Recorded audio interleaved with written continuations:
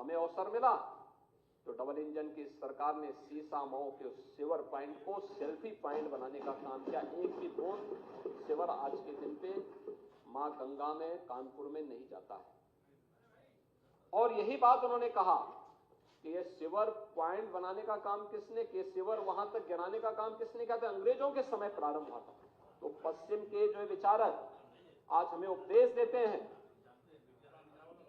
अपने करतूतों को नहीं देखते। और उन्होंने कहा कि उसको जिसको ये दूषित कहते थे, भारत के सनातन धर्मावलंबियों के लिए वह मां गंगा आज भी उतनी ही पवित्र है। और इसलिए उन्होंने इन सभी चीजों की परवाह किए बगैर, क्योंकि उन्होंने कहा कि यही नहीं, महाकुंभ में एक नया हिंदू विमर्श भी पैदा किया है।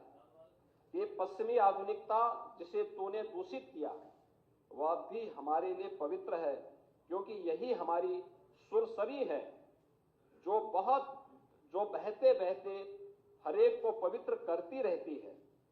और विज्ञान भी तो यही कहता है कि बहता हुआ जल अपने आप को पवित्र करता रहता है। हमारी नदी संस्कृति यही है।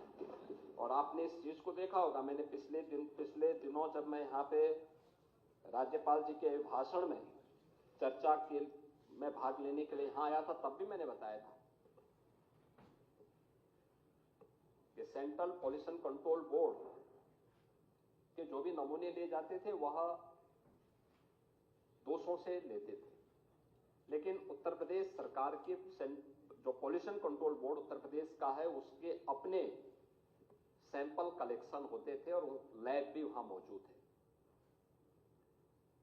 हमने कोई आउटसोर्स नहीं किया, बल्कि स्वयं के मैन पावर से सारे सैंपल लेते थे। और हम लोग देखते थे कि जिन क्षेत्रों में, खासतौर पर आबादी वाले उन क्षेत्रों में जहां भैंस गाय नदी से इस पार से उस पार जाते हैं, और वहां पे जब भैंस गाय नदी में नहाते हैं तो वहां पे फीकल कोलिफॉर्म की मात्रा बढ़ती है।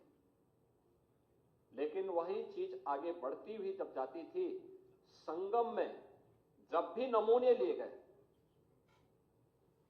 तो नमूने बीओडी के, डीओ के या फीकल कोलिफॉर्म के हमेशा वह शुद्धता के सभी मानकों को पूरा करते हुए दिखाई दिए हैं। और हर सैंपल को जनवरी से लेकर के फरवरी तक हर सैंपल वहां पे पास हुआ है। ये चीजें क्या दिखाती हैं कि हमारी मां गंगा या हमारी नदी संस्कृति हमेशा अपनी शुद्धता का ध्यान भी स्वयं रखती है, क्योंकि वही तो हमारी जीविका का आधार भी है और हमारे जीवन का आधार भी है।